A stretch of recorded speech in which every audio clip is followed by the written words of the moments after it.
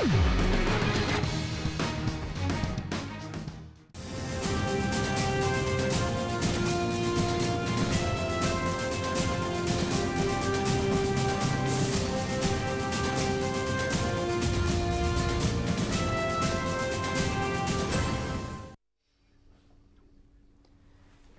स्वागत है आपका खास मुलाकात में। और आज हमारे साथ स्टूडियो में मौजूद हैं दीपक सिंह जी, जो कि एडिटर हैं न्यू इंडियन ऑब्जर्वर के और साथ ही कन्वीनर हैं एनआरआई वेलफेयर सोसाइटी के और कल्चरल एम्बेसडर हैं सेशल्स के। दीपक सिंह जी, आपका बहुत बहुत स्वागत है। एनआरआई वेलफेयर सोसाइटी क्या है सर, इसके बारे में हमारे दर्शकों को कुछ बताएं। NRI Welfare Society is the oldest society for the NRIs, for the betterment of NRIs, for the non-resident Indians.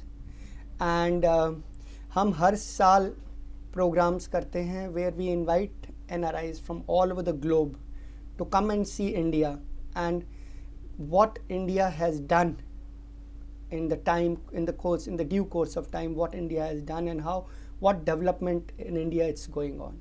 There was a misconception earlier in the NRIs.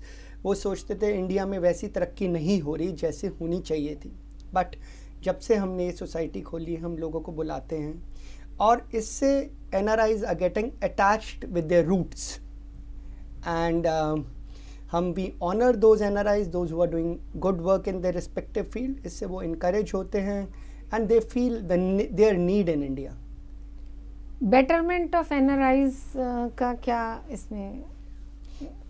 Betterment of NRIs की बहुत, जब एनआरआईज बाहर जाते हैं तो उनकी जो problems जो इंडिया के साथ रिलेटेड हैं वो होती हैं, that we discuss with the ministry of the NRI affairs, with the external affair ministry and time to time with various department those who are looking after the NRI affairs and we try to solve those, जैसे dual citizenship हो गया, OCI card हो गया, फिर इनका elections के लिए now they demand for the elections, voting rights in India, voting rights, NRIs तो एनआरआईज को वोटिंग राइट्स अवेलेबल हैं? बात चल रही है, अभी अवेलेबल नहीं है, बात चल रही है।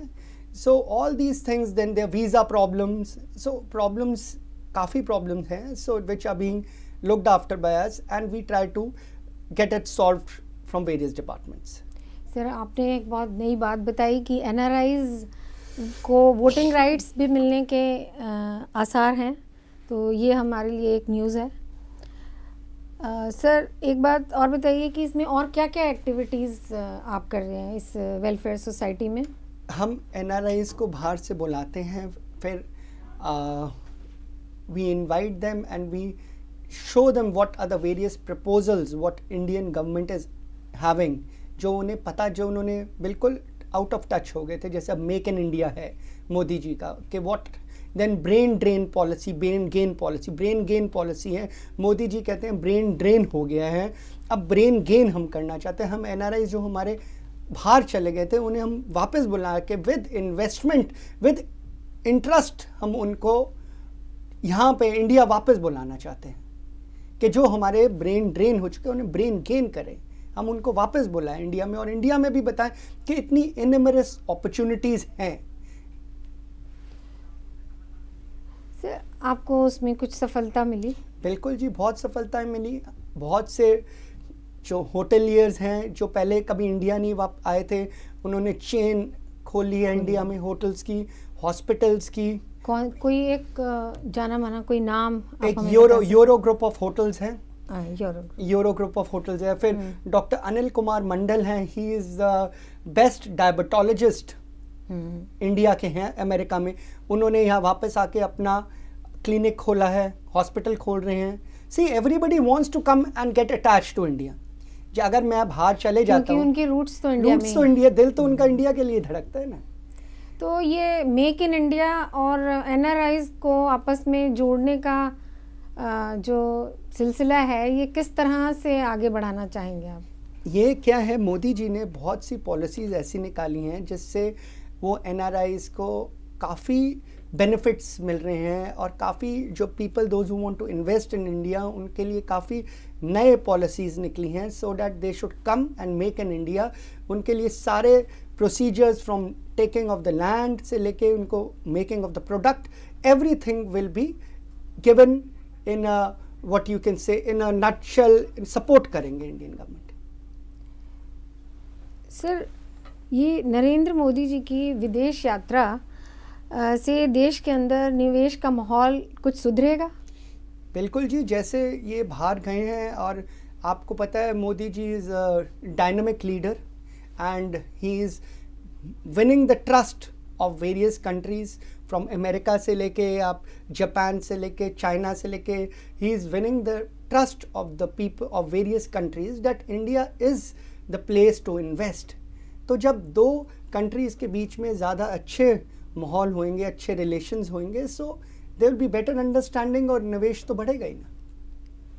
सर, ये जो स्कैम्स जो पिछले कुछ सालों में इंडिया में देखने को आए, इससे फॉरेन और इंडियन इन्वेस्टर्स इंडिया में इन्वेस्ट करने से कुछ कतराते हैं। तो क्या आपको लगता है मोदी सरकार इसमें इन्वेस्टर्स को अट्रैक्ट कर पाएगी? यही इसी के कारण मोदी जी थोड़ा ज़्यादा उन्हें प्रयत्न करना पड़ रहा है जा जाके कि भाई गवर्नमेंट चेंज हो गई है, वो पॉलिसीज़ नहीं रही, तो बताने के लिए जिससे कि वो निवेशकों का ट्रस्ट ले सके, जीत सके उनका। Because people want to invest in India but they want a stable and a country which should be not having any scams. सो जब उन्हें पता लगेगा we have a good government and where our things are in a positive shape, so people will come and invest in India. Sir, it's everyone's dream to have a country free of scams. I think even USA has not been able to achieve. तो आपको क्या लगता है कि will it be possible to have a further investment with the scams? देखिए, you cannot say कि scams कहीं नहीं होंगे, कि क्योंकि हम हर एक चीज़ करते हैं तो ठीक ढंग से करने की इंटेंशन ठीक हो, तो अब स्कैम हो तो उसको रोक भी नहीं सकते ना। अब आप ये बताइए कि अब सारे डिपार्टमेंट में सारे मिनिस्टर्स के ऊपर how can you have a control on them?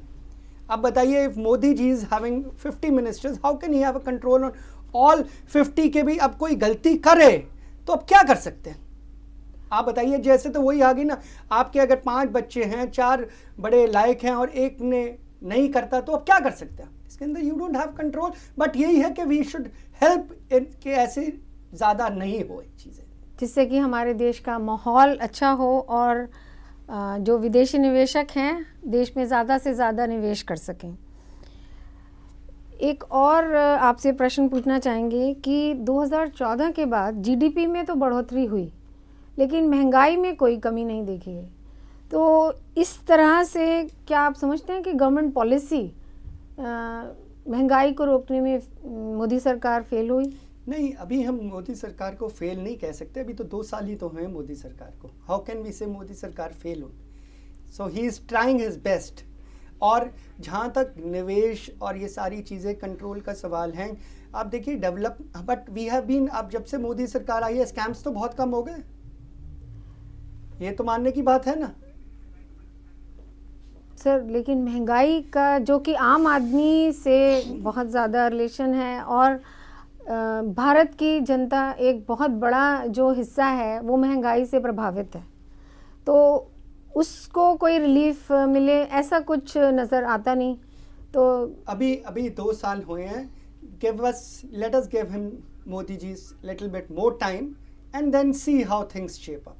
It is very early to judge right now कि मोदी जी की सरकार फेल हुई है या अभी he is still doing his work. तो आपको ये उम्मीद है कि आगे आने वाले समय में मोदी सरकार इससे कुछ बेहतर माहौल बना पाएगी जिससे कि भारत में निवेश ज़्यादा बढ़ेगा? बिल्कुल बिल्कुल जी, मैं पूरी आशा रखता हूँ कि मोदी सरकार will make a better environment and a positive changes so that more and more investments can come in India.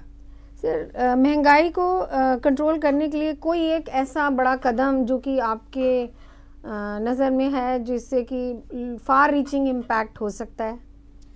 देखिए, फार रीचिंग इम्पैक्ट हमारी इन्वेस्टमेंट्स बढ़ेंगी, नौकरियां बढ़ेंगी, तो इससे it will give a boost.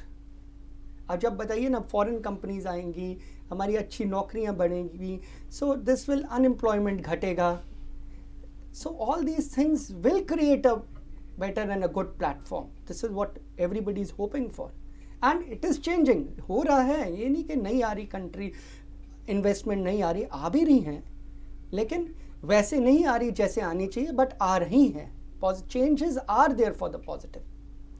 तो आप ये मानते हैं कि मोदी सरकार ने जो भी कदम उठाए वो आगे देश की बेहतरी के लिए कारगर साबित होंगे? बिल्कुल जी, बिल्कुल। सर, आज भी भारत 150वें नंबर पे आता है इन्वेस्टमेंट की प्रेफरेंस के हिसाब से, तो इसका क्या कारण है आपके हिसाब से? देखिए, मैं फिर वही आपको बता रहा हूँ, 150वें नंबर में आ रहा है। अभी मोदी जी को आए हुए 2 साल हुए हैं। अब उनको आए हुए 2 साल हुए हैं, अभी ही needs some time. What reforms are going on, reforms and जो अभी आप कह रहे हैं पूरे ऑल ओवर वर्ल्ड वो जा रहे हैं। सर, ये जो टाइम की बात आप कर रहे हैं, माफ़ करना, हाँ। जो टाइम की बात कर रहे हैं, ये क्या टाइम लैग हो सकता है? क्योंकि अगर हम ये देखें तो बहुत डेट्स जो अभी टाइम बीत गया है, ये कुछ समय तो हो चुका है। नहीं, कुछ तो फिर इन्होंने पॉलिसीज़ भी तो आई हैं ना जी। पॉलिसीज़ भी आई हैं और इनके ऊपर काम भी किया गया है। आप देखिए, इसके ऊपर ये नहीं कि काम नहीं किया जा रहा, काम भी किया जा रहा है और इनके ऊपर इनिशिएटिव भी लिया जा रहा है और इनकी काफ़ी पॉलिसीज़, इन्वेस्टमेंट भी इंडिया में आई है। अब बुलेट ट्रेन की बात हो रही है, बुलेट ट्रेन मतलब कि things are going on in the. Sir, क्या ऐसा नहीं लग रहा कि जो हमारी जो नॉर्मल ट्रेन्स हैं अभी उनकी हालत इतनी बेहतर नहीं है और हम बुलेट ट्रेन पे आ गए हैं? क्या आपको ये संभव लगता है? देखिए, हमारे एक सबसे बड़ी प्रॉब्लम है पॉपुलेशन प्रॉब्लम। मैं अब थोड़े दिन पहले की बात है, I was sitting with the doctor in Safdarjung hospital. I went there, मेरे ड्राइवर के फादर को एडमिट कराना था। I went there and met the doctor. उन्होंने कहा, सर हमारे जितने भी हम बेड बनाते हैं अभी इतने, जैसे 200 की प्रोविज़न है, 250 वेटिंग में। अगर कहते हैं कि अगर हम 250 बना लेंगे तो 300 हो जाएंगे। तो ये नहीं कि चीज़ें नहीं हो रही। We have one problem which is population problem that has to be tackled, you know. Population problem has to be tackled. Population alone, if population alone is controlled, which is not, it doesn't seem really very easily possible, Right. will we have far-reaching changes on देखिए, that? if population will be controlled, then see we can have better results के जितनी हमारी production है। अब जैसे मैंने hospital की बात करी या जैसे ट्रेन की बात करी, हमारी ट्रेन्स भी नई बन रही हैं, ट्रैक्स भी बन रहे हैं, रेल रोड्स भी बन रही हैं, हॉस्पिटल्स भी बन रहे हैं, बट पॉपुलेशन उससे ज़्यादा बढ़ रही है। तो पॉपुलेशन उसको आउटवे कर देती है ना। जितनी भी हम डेवलपमेंट करते हैं। This is one of the reason, very big reason. What could be other reason sir? सबसे इम्पोर्टेंट, सबसे मेजर रीजन तो पॉपुलेशन का है हमारे इंडिया में। और डोंट यू थिंक ये पॉलिटिकल जो इन्फ्लुएंस इन डिसीजन मेकिंग है या कॉरपोरेट लॉबिंग है, उनकी वजह से कोई फॉरेन इन्वेस्टमेंट पे फ़र्क पड़ रहा हो? सी, foreign investment wants to come where they see the certainty of political party and the political hold is there.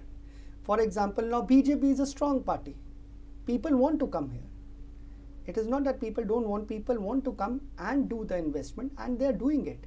And you see the changes, and seeing the changes you will see now small things. A direct flight from India, from Delhi to USA has been started. पहले आपको direct flight नहीं थी। अच्छा, फिर ऐसे NRIs के लिए 2 card से 1 कार्ड मर्ज कर दिया। पहले 2 अलग अलग डिफरेंट, अब 1 कार्ड मर्ज कर दिया। इतनी जगह से अब हमारा हो गया कि वीज़ा ऑन अराइवल मिलेगा इंडिया में। So we are doing the things whatever is we feel that government is feeling that which is going to be good for the investment, they are doing it. अब उनके पास जादू की छड़ी तो है नहीं ना कि भाई यूं कर दिया इंडिया चेंज हो गया। तो आप यू आर होपफुल कि जो भी मोदी सरकार ने किया है इसके फार रीचिंग इम्पैक्ट होंगे बिल्कुल, और जल्दी ही सामने आएंगे। बिल्कुल बिल्कुल आएंगे जी। अब लेते हैं एक छोटा सा ब्रेक के बाद फिर से देखते रहिए A to Z news.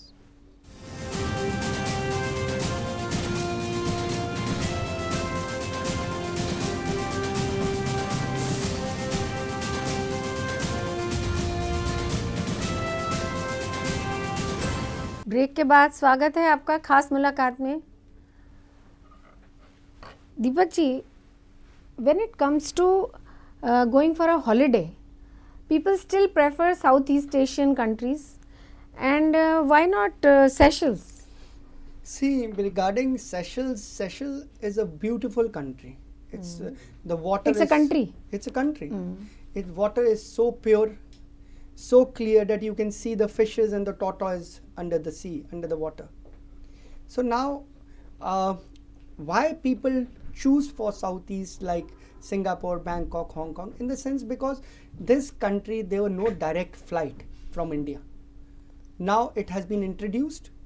From Bombay, the direct flights are going To Seychelles. to Seychelles. Okay. Yeah, it's not been even 1 year. It's just started, and after I had taken over the cultural ambassador, so it has, and now from Delhi also it will be starting soon. So the people are going from Bombay now. So slowly, what you're saying, people will come to know. आस्ते आस्ते पता लगे.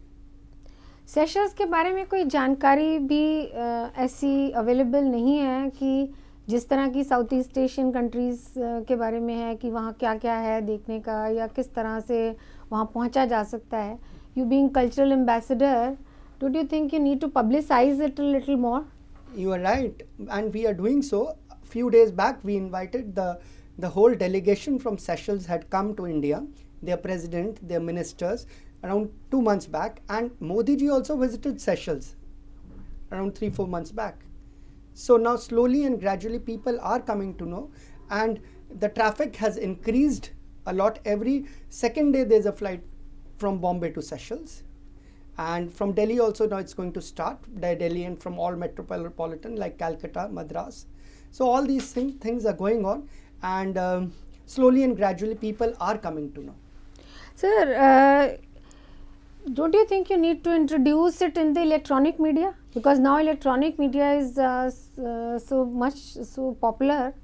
So don't you think we need to introduce Seychelles and its popularity to be introduced? We will take you to Seychelles, then you can popularize it in your channel. So thank you, Deepak ji. Now, as a part of the welfare society, what are you doing to encourage NRIs to visit their home country? See, every year we organize 4 days conference from January 24th to 28th. The dates are permanent. In January? In January. And we organize this at Ashoka Hotel or Eros Hotel every year, where we invite the NRIs from all over the globe. More than 500 NRIs participate, and they come. This has shown us a tremendous results, and people have started investing, and I'm having a data of so many crores of investment have been done with the benefit of these conferences. So people, you believe by organizing a 4-day conference, they're going to get attracted to come to their hometown? Yeah, they do come there. Then उन्हें पता लगता है ना India का कितना progress हो गया, कितना develop हुआ है, and everybody, all the Indians, those who are outside, their heart beats for India. वो हमेशा जो चाहते हैं इंडिया में करने के लिए, अपने बच्चों को उस कंट्री से इंडिया के साथ जोड़ने के लिए, यहाँ पे एक वो चाहते हैं कि घर हो, फार्म हाउस हो, जिससे कि वो यहाँ पे आएँ जाएँ, अपने बच्चों को इंडियन कल्चर सिखाएं. अमेरिका, लंदन में जितना भी पैसा NRIs कमा लें, वो यही चाहते हैं उनके बच्चों कल्चर इंडिया का सीखें. वो कैसे सीखेंगे जब तक वो अटैच नहीं होंगे? हम बुलाते हैं तो उन्हें रीज़न मिल जाता है how they can get attach, फिर वो उन्हें ज़रिया मिल जाता है, वो देखते हैं कि how where they can invest, what business they can do. Sir, इस तरह से आप इंडियन कल्चर इंडिया ला के कल्चर को, इंडियन कल्चर उनमें इन्वाइब करने की कोशिश कर रहे हैं. हाँ जी.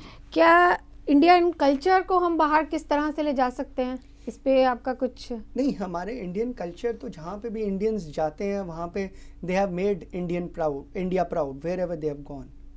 एंड हमारे जहाँ तक कल्चर की बात है, हमारी NRI वेलफेयर सोसाइटी को हम दिवाली अमेरिका से लेके सेशल्स से लेके कौन सी कंट्री ऐसी है जो नहीं बनती। गुरु नानक बर्थडे अभी ओबामा जी उन विशेस दे रहे थे सिक्स को ऑल ओवर द वर्ल्ड में अपने वाइट हाउस से। सो इंडियन कल्चर जितना माना हुआ है ग्लोबली, वो तो और कोई कल्चर है ही नहीं। What is the NRI society doing towards it? NRI society is giving a platform where all the NRIs could come and discuss their problems and we could give their solutions. हमारी society जब हुई थी उसके बाद ही commissioner of NRI appoint हुआ था। पहले NRI का कोई कमिश्नर नहीं था। हमारी सोसाइटी की वजह से the first minister of NRI affair was been announced by doctor Manmohan Singh ji, because he knew what the problem of NRI was and he used to come in our program as a finance minister. So when he became the prime minister, he first called up by I am giving the different designation as a Ministry of Overseas Indian Affairs और Jagdish Tytler जी को minister बनाया था। तो हमारी society ने जो काम किए हैं फ्रॉम कमिश्नर से लेके मिनिस्टर से लेके ये जो प्रवासी भारतीय दिवस बन रहा है, हमारा 33rd कांग्रेस हो रहा है, 35th कांग्रेस हो रहा है, जबकि इंडियन गवर्नमेंट 9th कर रही है PBD। Sir, what is the function of this commissioner of NRI? ये जो NRIs की problems हैं, जो NRIs they're having various problems about their visa, their home status, and they all are there to solve this. एक तरह का एक single window right to deal with the problems of NRI. Exactly, single window system हो गया ना। पहले तो उन्हें पता ही नहीं था कि जाना कहाँ है। मिनिस्ट्री ऑफ एक्सटर्नल अफेयर कहती थी आप मिनिस्ट्री ऑफ फाइनेंस जाइए, मिनिस्ट्री ऑफ फाइनेंस कहती थी आप एक्सटर्नल अफेयर जाइए, आप होम जाइए, तो अलग डिपार्टमेंट बन गया। Sir, I believe that you are also a management development guru and also a motivational preacher. तो सर हमारे दर्शकों को कुछ ज्ञान देंगे? मैं बस यही बताना चाहूँगा, everything has got a purpose. इस टेबल का भी पर्पस है, टीवी का भी पर्पस है, चैनल का भी पर्पस है। सो यू मस्ट रिकॉग्नाइज, हमारा भी पर्पस है। We have to recognise what our purpose in life is and we should try to do and whatever we can do to actually what our purpose is। ये हमें अपना भार निकालना चाहिए, क्योंकि हर एक बंदे का अपना हर एक चीज़ का पर्पस है, चाहे वो टेबल है, चाहे वो लाइट है, चाहे वो टीवी है, तो हमारा भी पर्पस है लाइफ में। ये अब हमें देखना क्या पर्पस है। सर कुछ how to increase self confidence and self development, इस बारे में कुछ बताएं। देखिए, सेल्फ कॉन्फिडेंस आपका तभी इंक्रीज होगा जब आपके अंदर सेल्फ लव होगा। अच्छा, और सेल्फ लव तब होगा जब we should encourage our self और what approve of our self. हम देखेंगे अपने आप को डिसअप्रूव करते रहते हैं। We have should approve our self that and we should love our self that what human being, what blessings God has given us and what qualities we have got, nobody else has got in the world। जो quality आपके अंदर है वो मेरे अंदर नहीं हो सकती और ना होएंगी। आप एक हैं और ना आप जैसा कोई बनेगा। So now you have to show the world what you are। We must recognize the uniqueness in our character। Yes, आप अपनी भूल जाते हैं। जो अपनी यूनिकनेस निकालते हैं वो सचिन तेंदुलकर बन जाते हैं, खुशवंत सिंह बन जाते हैं, राकेश शर्मा बन जाते हैं, जिनको पूरा वर्ल्ड याद करता है। और जो भूल जाते हैं वो नॉर्मल लाइफ जीते हैं। सर 2 लाइन इलेक्ट्रॉनिक मीडिया के बारे में आप हमें बोलिए। देखिए, media is to spread the awareness to the people for the change in positive। this media should not forget कि हम यही दिखाते रहते हैं कि पुरानी और नेगेटिव खबरें, हमें पॉजिटिव चीज़ें दिखानी चाहिए जिससे कि people are more encouraged to follow the path. और हमें ये भी दिखाना चाहिए कि क्या प्रोग्रेस हो रही है, क्या डेवलपमेंट हो रहा है, जिससे कि आज की डेट में all over the world electronic media है, प्रिंट मीडिया है, तो हमें वो देखे कि और उससे दे शुड बी मोटिवेटेड कि इंडिया कहाँ से कहाँ पहुँच गया। ओके सर, आपकी एक हरभजन सिंह फाउंडेशन है, उसकी उस बारे में हमें कुछ बताएं, उसकी क्या एक्टिविटीज़ हैं, क्या उसका मोटिव है? Harbhajan Singh Foundation. Harbhajan's editor Harbhajan Singh was my father. He was a very eminent journalist, and he was in almost all the media bodies of the government. He was a member Press Council of India, and he represented small and medium newspapers, or he was the president of small and medium newspaper. More than 35 consecutive elections he won.